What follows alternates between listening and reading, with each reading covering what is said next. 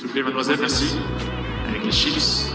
Santé Mario, ouais. Je crois que tout simplement, je l'ai fait voler en éclats et j'ai explosé son jeu. You cannot be serious. Il est espagnol, Rafael Nadal.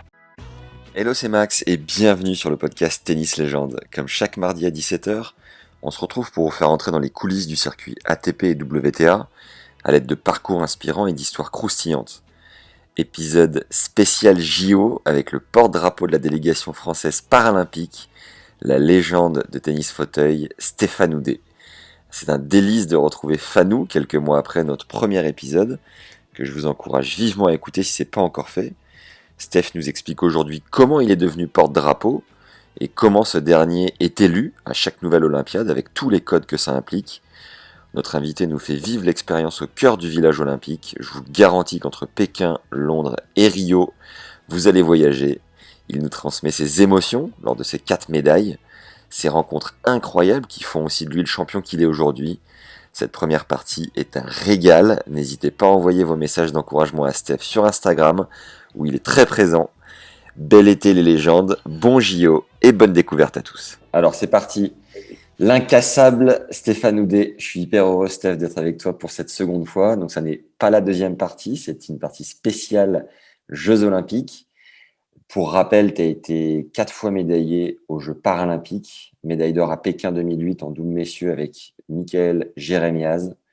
Médaille d'argent en simple messieurs à Londres et en bronze en double, toujours avec Mikaël en 2012. Et l'or à nouveau en double en 2016 à Rio aux côtés de Nicolas Pieffer. Tu as également remporté 23 titres du Grand Chelem en simple et double confondu. Tu as été numéro 1 mondial de tennis en fauteuil. Tu as été plébiscité du coup par le public pour être porte-drapeau de la délégation française avec la judoka malvoyante Sandrine Martinet lors de la cérémonie d'ouverture des prochains JO paralympiques de Tokyo du 24 août au 5 septembre prochain. Est-ce que tu peux commencer par nous raconter l'émotion peut-être que tu as ressentie en étant nommé à ce poste assez incroyable? Oui, d'autant plus que c'était un jeu de montagne russe, puisque tu dis que j'ai été plébiscité par le public, mais au départ, c'était un choix de la Fédération française de tennis, en fait, qui m'avait proposé et prévenu en me disant, voilà, Steph, on souhaiterait que tu sois notre candidat, parce que les fédérations pouvaient présenter des candidats pour être le porte-drapeau de la délégation française en binôme pour les Jeux de Tokyo. Il se trouve que, étant donné que c'était Mikaël, un autre joueur de tennis, qui était le porte-drapeau en 2016, évidemment, moi, je n'étais pas candidat. Tout seul, je me disais, il faut passer la balle aux copains et ce ne sera pas à nouveau un joueur de tennis. Mais comme ils ont adopté un nouveau mode d'élection qui n'était plus un comité restreint, mais le public, la Fédé tennis a dit go, nous on pense que tu es la bonne personne. Et le comité paralympique a entériné la décision en disant on laisse au public la liberté de choisir. Notre but, c'est de faire connaître les sportifs et vos disciplines. Donc, pas de restriction pour cette année. Et tu sais combien de personnes ont voté? 40 000 personnes à peu près ont voté. Ouais. Par quel biais? Ça se passait où? Alors, c'était un site internet. Donc là, je me rends compte que toi, tu n'as pas voté. Un site internet qui s'appelait portondrapeau.fr était entièrement dédié à ce vote. N'importe qui avait un numéro de téléphone français pouvait voter. Les Français de l'étranger, quelques-uns ont pu voter. En tout cas, c'est ce qu'ils m'ont dit, avec le code international de leur numéro, puisqu'il y avait aussi un candidat qui était néo-calédonien et qui est un athlète, un spécialiste des courses en fauteuil volant. Donc tout le monde pouvait voter, et tout ça pour revenir au fait que les émotions ont été des montagnes russes, puisque à la suite ma présentation par la Fédération française de tennis en tant que candidat, le comité paralympique a créé un groupe WhatsApp qui regroupait les 7 candidats, donc 3 hommes et 4 femmes, pour échanger sur les modalités du vote, les process de communication qu'ils allaient mettre en place. les vidéos, le contenu, les règles. Et donc, on a beaucoup échangé entre nous. Ça a duré un peu plus d'un mois et 3 semaines pour le vote. Toujours est-il que dans ce groupe, finalement, on a aussi eu des visioconférences et le directeur du comité paralympique, qui s'appelle Élie Patrijon, nous a tous informés que un samedi, donc ça devait être le samedi 3 juillet, à la suite de la fin des votes au 30 juin, eh bien, il nous appellerait un par un pour nous prévenir de qui étaient les heureux élus. Okay. Sachant que moi, je partais à Wimbledon le lundi.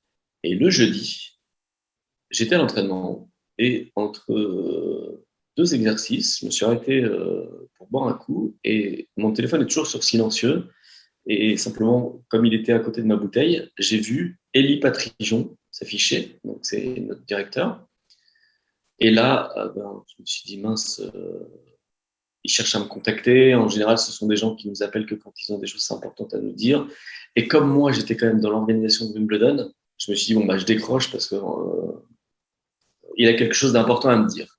La connexion est mauvaise et finalement, ça raccroche, je rappelle.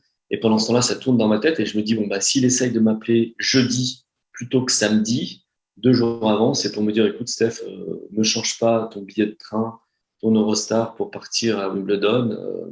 Je te le dis en amont, c'est pas toi. Et comme ça, tu gardes le secret comme ça a été demandé. Mais toujours est-il que, je t'informe que ce n'est pas toi. On se rappelle. Et là, il me dit, Stéphane, en fait, je voulais te dire que tu avais été élu par le public et que tu seras notre porte-drapeau. Et en même temps, comme il y avait le secret, mais oui, mais c'est ça le problème, c'est que tu as envie, mais comme c'était sous le sceau du secret, ouais. Et que mon sparring partner qui s'appelle Nicolas Sarrazin, qui était à côté de moi, de l'autre côté de la chaise d'arbitre, eh bien, j'étais complètement bloqué en me disant, mais mince, ils nous ont dit qu'il fallait le dire à personne, mais vraiment personne, parce qu'ils nous avaient expliqué un truc à propos des secrets en disant que quand on cherchait un secret, si une personne le savait, 35 personnes le savaient. Wow. Donc, si 35 personnes le savent, ça fait 35 au carré, et très vite, tu fais le tour de la Terre finalement avec ton secret. Et donc j'étais complètement coincé dans mon expression, et je pense que Nicolas se rendait compte que je disais peu de mots, mais qu'il se passait un truc. Et Élie me dit, il faut que tu tiennes jusqu'à lundi, parce que c'est très important pour nous, ce sera une annonce sur le plateau du journal de 20h de France Télévisions. Nous avons signé des droits avec eux et une exclusivité. Donc, si on veut vraiment que ça se passe bien et que ça puisse se reproduire, il faut garder le secret. Alors, je dis, ok, très bien. On était prévenus des règles, mais je pense que Nicolas, qui est pas loin, a dû se rendre compte. Donc, oui, il fait partie des 35 probablement. Toujours est-il que voilà, donc nous on se l'est dit avec beaucoup de modération aussi parce qu'on était sur le cours technologique de la Fédé. Ouais. Et le cours techno de la Fédé, c'est un cours où il y a plein de caméras, il y a des micros, tout est enregistré. Et donc, voilà, on a tenu notre langue, d'autant plus que moi, je partais le samedi matin pour un mariage. Et ma femme était témoin et maître de cérémonie. Ouais. Et évidemment, beaucoup de gens pendant le mariage nous posaient la question, avaient voté, ils disaient alors c'est quand, c'est toi, c'est pas toi, vous le saurez quand. Et donc on a toujours répondu on saura lundi soir au journal de 20h. Alors ma femme, toujours avec malice, elle disait aux gens, elle disait mais regardez bien le journal de 20h lundi soir. Et je disais mais si tu dis aux gens de regarder, c'est que quelque part tu leur donnes la réponse. Mais bon, on a tous les deux tenu notre langue. Le soir, quand je l'ai retrouvé, on s'est pris dans les bras et c'était nos premières émotions ensemble. Et puis ensuite, le lundi matin, finalement, je vais arriver dans un hôtel, un espace qui était réservé par le comité paralympique pour qu'on rencontre la nouvelle présidente du comité olympique. C'était notre première rencontre avec Brigitte Henriquez, donc la présidente, mais au départ joueuse de foot, passionnée de sport. Et en arrivant, j'ai vu Sandrine Martinet. Et donc, on s'est pris dans les bras tous les deux parce qu'on a beaucoup d'émotions associées sur les Olympiades auxquelles on a participé. Et voilà, c'était ce jeu de montagne russe, sachant que pendant toute la journée, il fallait aussi qu'on garde le sceau du secret et qu'il y avait un vote du comité paralympique qui se faisait à côté. Donc, il y avait plein de monde. Et nous, on nous exfiltrait à chaque fois, on nous cachait. Il fallait pas qu'on voit les gens, que personne puisse deviner que c'était nous. Ensuite, on partait faire un shooting photo pour la présentation justement du contenu des porte-drapeaux. Que là, on s'est retrouvé dans un premier temps avec Samir Aïd Saïd et que nous, on n'a pas pu s'empêcher de faire les andouilles puisque Samir, quand il s'est bien cassé la jambe, bah, moi, je l'ai imité en faisant la même chose avec ma prothèse. Donc, on a quelques photos rigolotes où j'ai mis mon genou à l'envers comme lui l'a fait involontairement au cours de son saut pendant les derniers Jeux. Et puis, il nous a rejoint par la suite Clarisse, puisqu'elle était occupée le matin. Et on a passé une journée incroyable, tous les quatre, à bien se marrer, et à produire du contenu, faire des photos. C'était très, très agréable dans un studio photo un peu caché, mais c'était une belle journée. Si vous voulez nous aider à développer le podcast, vous pouvez le faire très simplement en nous mettant 5 étoiles sur iTunes et un avis sympa, un commentaire sur YouTube ainsi qu'un like tout de suite. Ça permet d'améliorer le référencement et c'est un grand plaisir de vous lire. Sachez que vous avez accès à 2 formations gratuites en description de l'épisode. Une première pour savoir ce que la stat dit de votre jeu, c'est 1h14 de contenu offert avec le statisticien Fabrice Barrault. La seconde regroupe 14 conseils du prépa mental Jean-Philippe Vaillant qui a coaché 12 top 100. Ça va enfin vous permettre d'arrêter de mouiller sur un cours de tennis. C'est cadeau, c'est pour nous. Allez, on y retourne. Déjà, félicitations et merci pour nous le raconter avec autant d'émotion, comme si c'était la première fois que tu le racontais, c'est une chance. Presque, à toi, oui.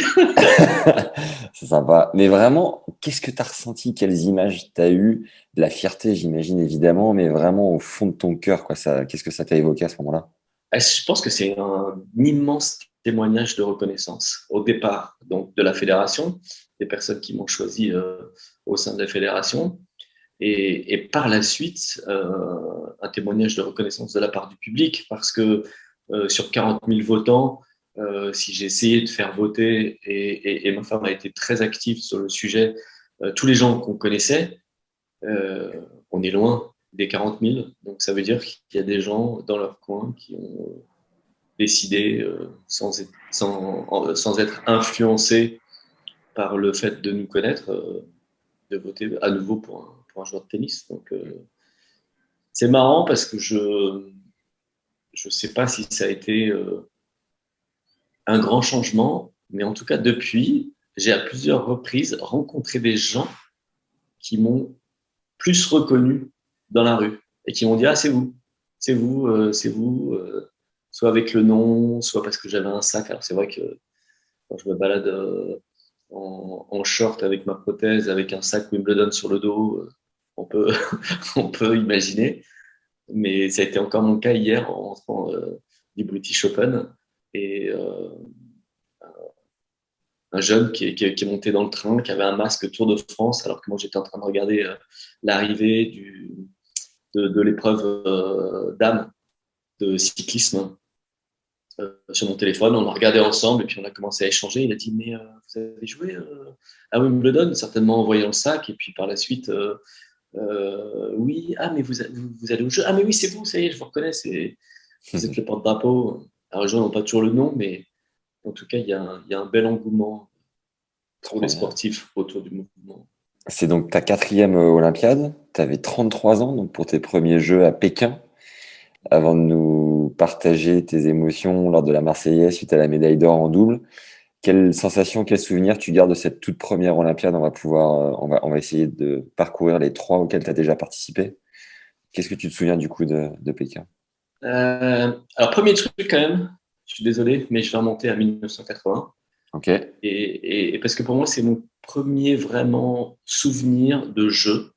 Et il se trouve qu'à l'époque, je joue un tournoi qui était le tournoi du Longeron. C'est un tournoi qui était très connu dans la région des Pays de la Loire, où tous les jeunes se retrouvaient, parce que un grand monsieur qui s'appelait Joseph Grimaud, qui était aussi le patron d'une société de textile qui s'appelait à l'époque Barbe Bleue, était organisateur, directeur du tournoi, et nous faisait des remises des prix incroyables. On était gamins, on avait des remises des prix, de cadeaux, de lots, qui étaient incroyables. Et il se trouve que cette année-là, en 1980, il m'avait accueilli chez lui et j'ai dormi dans la chambre de son fils. Et lui rentrait des Jeux de Moscou.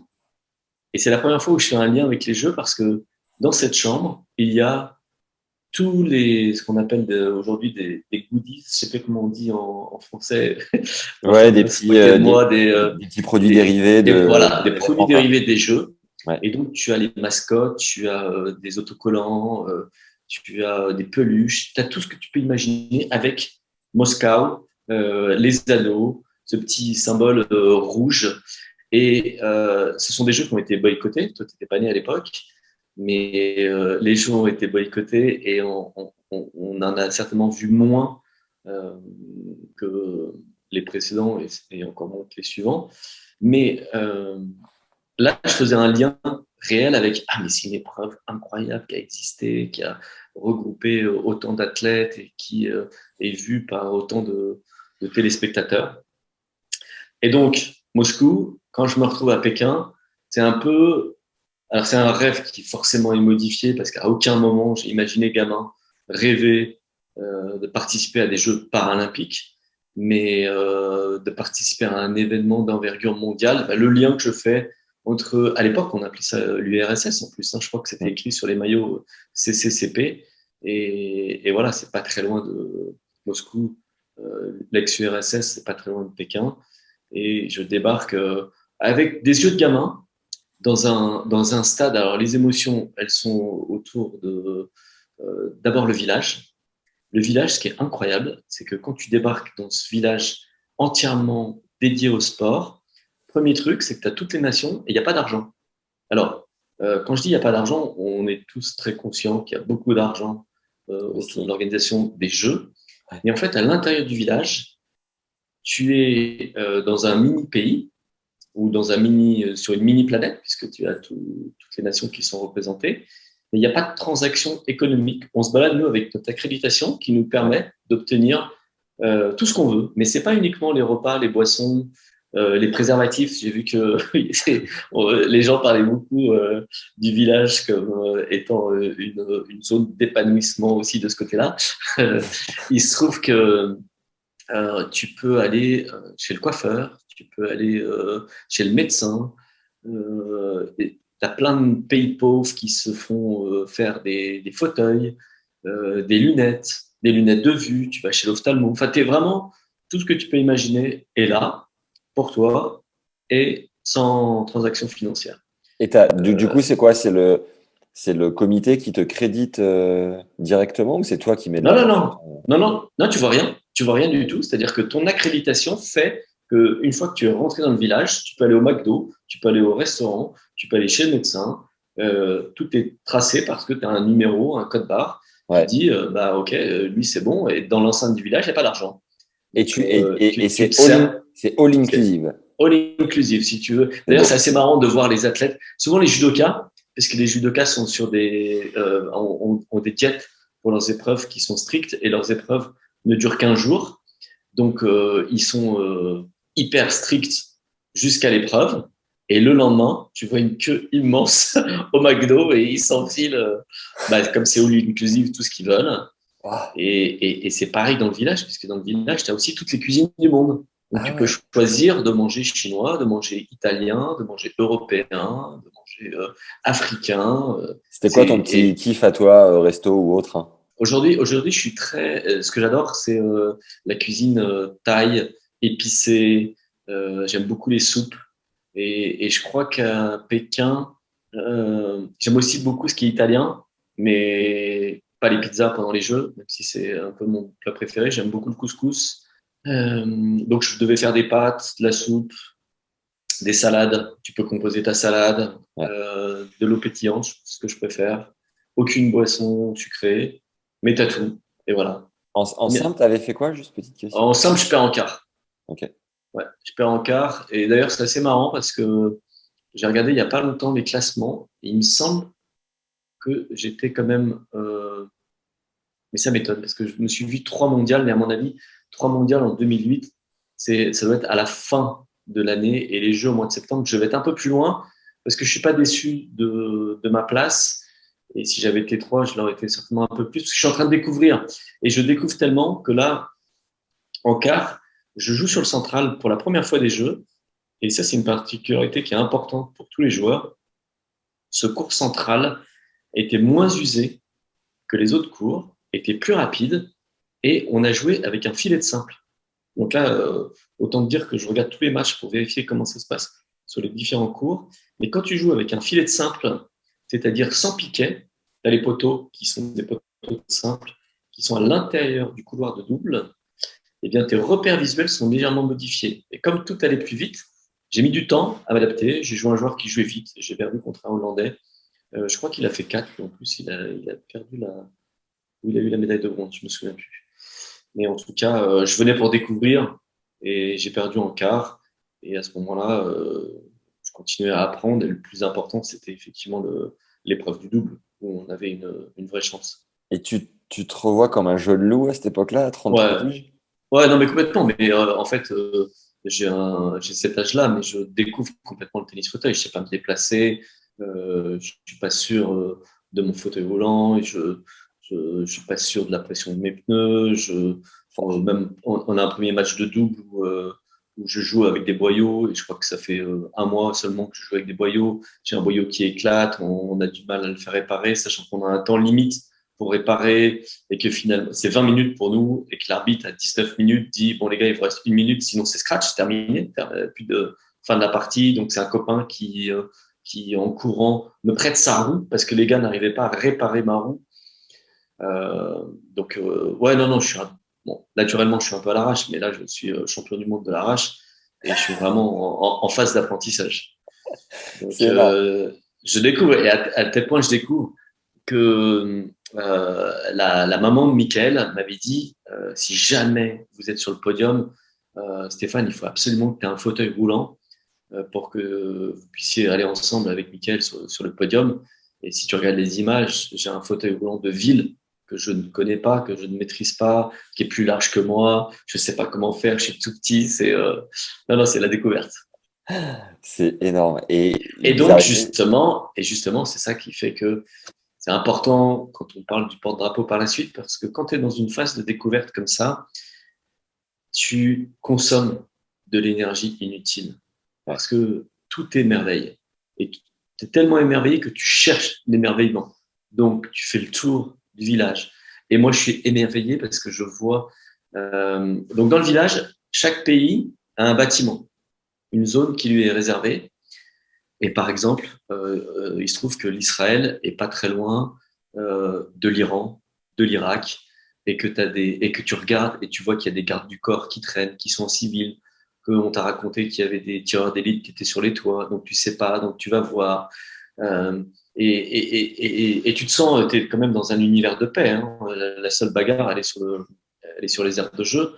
Mais tu as cette excitation, donc tu vas voir partout, tu te dis ah tiens là ce sont les Russes, là ce sont les Chinois, mais les Chinois ils ont 2 bâtiments, mais ils sont combien? Ils sont trop nombreux. Ah mais eux ils sont plusieurs dans le même bâtiment. Alors c'est quoi comme pays? Ah ouais je connais pas. Et puis tu regardes, moi j'adore depuis que je suis gamin regarder les drapeaux, essayer de comprendre, d'apprendre les drapeaux. Là quand je regarde la cérémonie d'ouverture des Jeux, maintenant je le sais, mais c'est l'ordre alphabétique japonais qui est pris. À l'époque, c'était l'ordre alphabétique chinois. Et en avant-dernier, c'est toujours le futur pays organisateur. Donc là, c'est pour ça que la France est passée avant-dernier, et sachant que le pays organisateur est dernier. Donc, tu as le Japon.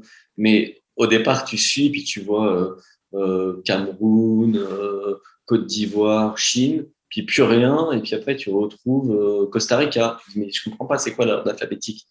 Et en fait, c'est ça, c'est l'ordre alphabétique du pays organisateur, même si la langue des jeux reste le français. La Marseillaise. Tous ces émerveillements. La Marseillaise. Ouais. De cette médaille d'or. Et puis, au passage, tu disais, j'étais le champion du monde numéro 1 mondial de joueurs à l'arrache. Vous arrivez à gagner la médaille d'or en étant en phase de découverte, avec du matos à peu près. Enfin, ça paraît fou quand même de ça. Mais moi, c'est moi, je découvre. Mickaël, il connaît le jeu depuis plus longtemps. Ouais. Et en même temps, je pense que c'est important parce que finalement, ma naïveté de l'épreuve et ma naïveté dans le jeu m'a donné une sérénité une confiance en nous, parce que quand on le relit par la suite, euh, Mickaël avait déjà vécu des jeux, était déjà passé à côté de la médaille d'or, et je pense qu'il était plus conscient qu'il est. Alors, depuis le début, il me disait, tu verras, médaille d'or, c'est complètement différent de tout le reste. Donc, il avait ça dans la tête, c'est qu'une médaille d'argent, une médaille de bronze, ça comptait pas, qu'il y avait de la Légion d'honneur associée, qu'il y avait de la presse associée, que c'était un vrai changement. Moi, je me rendais compte de rien. Donc, j'y allais franco, et cette naïveté, je pense, nous a servi aussi. Et vous êtes devenus méga amis après ça. Enfin, ça vous a rapproché follement, enfin de ouf, ou vous étiez déjà très très potes, très complices? Alors, depuis le début, on est hyper complices, mais ce que je disais souvent, c'est qu'il y en avait un qui disait noir et l'autre qui disait blanc, tout le temps. Ouais. Et donc, on était tout le temps en train d'argumenter pourquoi on pensait différemment, mais on se le disait. Et notre idée, c'était de faire du gris et de faire que notre gris soit doré pour aller chercher l'or. Donc, ça, on l'a super bien fait. Et en revanche, par la suite, on l'a très mal fait à Londres, puisqu'on s'est éloigné et on n'a pas su se retrouver. C'est complexe au tennis parce qu'en fait, on est concurrents. Au début, moi, je débarque, donc je pense que Mickaël ne me voit pas comme un adversaire possible en simple. Et puis, très vite, je le deviens et je passe devant, et après, je perds plus. Et on avait le même entraîneur. Mickaël, il a besoin d'exclusivité. Et ça a été difficile pour lui parce qu'en plus, il jouait beaucoup moins que moi, beaucoup moins souvent. Souvent, il faisait des saisons 6 mois par an. Et ensuite, il faisait autre chose. Et après les Jeux, quand moi, je suis monté, je suis devenu numéro 1 en 2012, il n'était pas dans les 8 premiers du classement mondial. Donc, je ne jouais pas forcément en double avec lui, puisque quand tu joues les grands chelems, il faut que tu garantisses un partenaire de double. Donc, souvent, j'ai joué avec des joueurs étrangers. Lui a beaucoup joué avec Nicolas, tout 2011. Et finalement, Nicolas se blesse. Il se blesse en 2012 à Roland-Garros, juste avant Roland-Garros. Il met un coup de poing dans un mur et il se blesse au poignet. Il va recommencer qu'à Wimbledon et il n'est pas encore au niveau.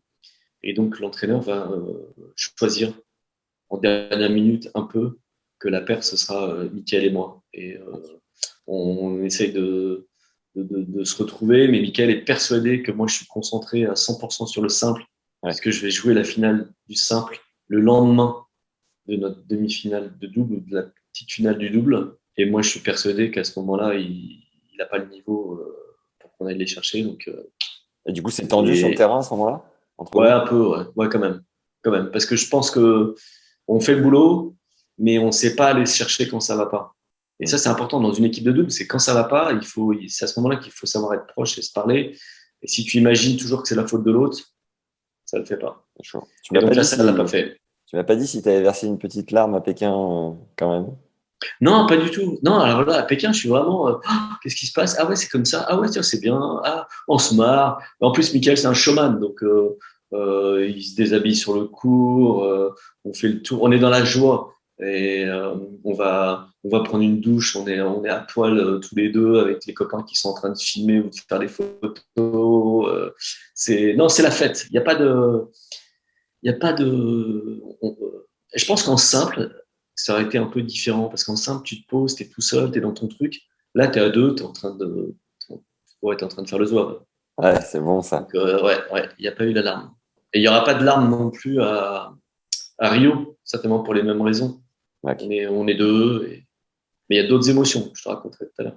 Concernant Londres, tu as une anecdote qui te revient en particulier? Ouais, peut-être, ouais, parce que en fait, je gagne mon premier grand chelem à Roland-Garros en 2012. Donc, je bats Shingo Kunieda en finale. Je sauve 2 balles de match. Je mets les 6-4 au tie-break du troisième et je gagne 8-6. Ouais. Je termine. Non, il termine sur une double faute, pardon. C'est l'année d'après que je termine sur un ace. Et je lui passe devant. Donc, je deviens numéro 1 mondial. Je pars au jeu, je suis numéro 1 mondial. Et là, pendant les phases d'entraînement, pour la première fois, je crois, on peut parier sur le tennis fauteuil. Et donc, les Anglais qui sont fans de paris ont la possibilité sur les apps, sur les sites internet de parier. Ouais. Et là, il y a 2 gars dans le public qui me voient à l'entraînement et qui me font monsieur, vous savez, on a parié sur vous, hein, il faut gagner. Et évidemment, j'imagine, les gens ne connaissent pas bien le tennis fauteuil et se disent, bon, bah, le mec, il est numéro 1, on m'a parié sur le numéro 1. Ouais. Et moi, je pense qu'il y a prescription, mais forcément, on n'a pas le droit de commenter, de dire quoi que ce soit sur les paris. Et je dis aux gars, ouais, merci les gars, c'est super, hein, mais mettez quand même une pièce sur le japonais. Au cas où. Au cas où. Et puis, ouais, voilà. C'est bon ça. Bon, et 2012, si je dis pas de bêtises, dans les autres anecdotes, ouais, c'est ça, hein, c'est l'année d'Oscar Pistorius aussi. Hein. Ouais. Donc, nous, il se trouve qu'on joue la finale assez tard, le soir, la nuit tombe, et au moment où la nuit tombe, je crois que les finales de l'athlé sont 19h ou 20h, et on sent vraiment une migration, une partie du stade de tennis, alors pas du court central, mais du stade de tennis, les gens qui partent vers l'athlé. Et l'athlé, c'est, je me souviens plus, mais non, c'est pas un stade de 80 000 personnes, archi comble, et on entend les clameurs, en fait. Même pendant qu'on joue, par la suite, on entend les clameurs. Donc on imagine, je sais pas, on se dit, ah tiens, record du monde, ou médaille d'or. On entend tout ça. Ah bah si, attends, j'ai une autre anecdote incroyable. C'est qu'en fait, à la suite du simple, contrôle antidopage. Je passe dans la zone mixte, la zone de presse, ouais. Et contrôle antidopage. Et ça dure une éternité parce que bon, les émotions font que j'arrive pas à donner ce qu'ils veulent. Donc, c'était un prélèvement urinaire. Et quand je sors du stade, il se trouve que le stade est vide, mais vide comme jamais. C'est-à-dire qu'ils ont tout déménagé, que les fauteuils roulants, il y en a plein qui sont partis. C'était le dernier match. Et la sécurité a migré. Et ma famille a été virée. Tout le monde a été viré. Tout le monde est dehors. Et moi, je ne peux plus sortir. Et je suis obligé de faire un très, très grand tour pour rejoindre ma famille qui est juste derrière le portail, en fait, que j'aurais pu voir s'ils étaient là. Mais tout le monde est perdu et on ne sait pas qui est où. Je pense qu'en plus, on n'avait pas de téléphone portable à l'époque pour nous joindre comme on voulait en Angleterre. Enfin, je me souviens que voilà, je suis perdu. Je vais retrouver tout le monde qui a déjà commencé à faire la fête peut-être 2 heures après. Okay. Et là, je vais manger ma première pizza à l'extérieur du stade. Ouais. Et là, on va se rattraper. Voilà. Pas trop deg de faire finale, du coup, et de passer à côté de l'or, en simple? C'est sûr que là, tu as envie de ta Marseillaise. Et en même temps, c'est le plus grand monsieur de notre sport. Je fais un bon match. Je m'étais préparé avec les judokas qui m'avaient aidé à aborder ce match comme un vrai combat de judo. En plus, je joue un japonais, donc on est vraiment dans cette dynamique. Donc, je vais dire que j'ai donné le meilleur de moi-même, qu'en déplacement, je suis moins fort que lui, et puis je suis tombé sur plus fort que moi. Donc, c'est une médaille d'argent qui vaut de l'or contre un mec exceptionnel, et puis voilà. Et juste les judokas, tu te souviens la conversation que tu as eue avec eux pour préparer le match, très rapidement, ce qu'ils ont pu te conseiller, quoi? Ah oui, alors déjà, c'était toute la quinzaine, on était ensemble, on faisait de la visualisation. On était tous ensemble avec la voix du coach, du meneur qui s'appelle Marc Fleuret, qui est retiré du judo aujourd'hui, mais qui nous dynamise, qui nous met dans l'ambiance. Ça, c'est toute la semaine. Et moi, le jour de la finale, il est avec moi dans le vestiaire. Et le gars, il te regarde dans les yeux et il dit « Stéphane, il te prépare. T'es prêt. On a tout fait pour en arriver là. Maintenant, c'est le match. Tu as 2-3 trucs à penser, ouverture de ta cage thoracique au service, tu donnes le meilleur de toi-même, de toute façon tu es prêt, et puis maintenant c'est le combat, et tu vas au combat. Et les combats de judo, c'est, je sais plus, mais c'est 1:30, je crois, enfin c'est hyper rapide. Et donc là, le tennis, c'est de longue haleine, mais il se trouve que ces 2 filles jouent au tennis, donc il revient sur ça, il dit, ce sont des petits combats successifs, tu te remets bien, et honnêtement, je commence le match, je suis bouillant, et il m'a énormément aidé. Ça, c'était fantastique. J'ai des frissons, c'est incroyable. Ça doit être des rencontres phénoménales, les Jeux Olympiques. J'espère que vous avez aimé cette première partie spéciale JO avec Fanou. Écrivez-lui un message sur Insta ou LinkedIn si c'est le cas. Et si vous voulez nous aider à grandir, vous pouvez le faire très simplement en nous mettant 5 étoiles sur Apple Podcast, un avis sympa ou un like et un commentaire cool sur YouTube, si c'est l'endroit où vous consommez notre contenu. Un grand merci à Caro, Jean et Mac qui nous écrit pour les vrais amoureux de la petite balle jaune même. Depuis 1 an, j'écoute avec grand plaisir les interviews de très grande qualité de Max. Merci.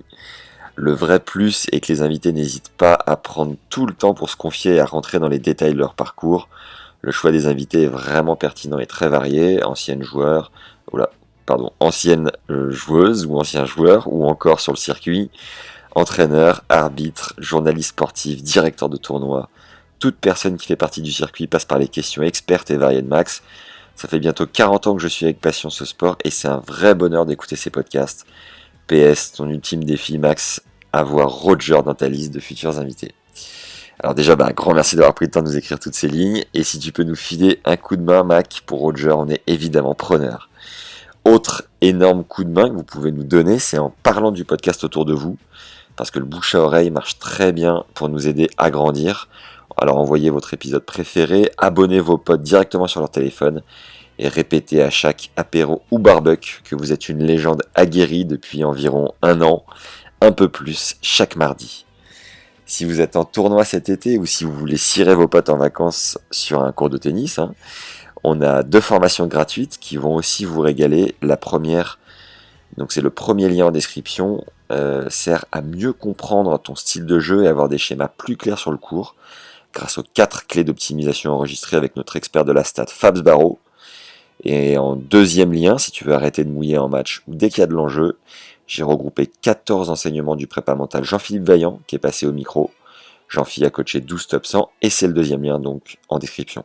Tu peux aussi nous souffler des idées grâce à un questionnaire, lui aussi en lien dans la description. Il nous permet de mieux comprendre qui tu es et ce qui te plaît pour continuer à te surprendre. Un autre big merci aux tipeurs récurrents qui nous soutiennent sur la plateforme Tipeee. Ça fait chaud au cœur, ce podcast, c'est environ 15 heures de travail par épisode. Et nous soutenir nous encourage à tout donner pour vous régaler chaque semaine. Vous pouvez le faire donc à hauteur de 2 €, soit un café par mois ou plus si le cœur t'en dit. Tous les liens sont juste en dessous, dans la description. Une fois de plus, vous l'aurez compris. Enfin, si vous avez des projets à nous murmurer à l'oreille, des idées de partenariat ou autres, vous pouvez m'écrire sur LinkedIn à Max Zamora. Zamora. Merci à tous ceux qui ont déjà pris le temps de le faire. Et surtout, n'hésitez pas. Voilà, c'est tout pour aujourd'hui. Prenez soin de vous les légendes. Encore une fois, bon JO à tous. Et également, merci pour vos bonnes ondes. Ça me touche tous ces messages. Je vous dis à très vite. Ciao.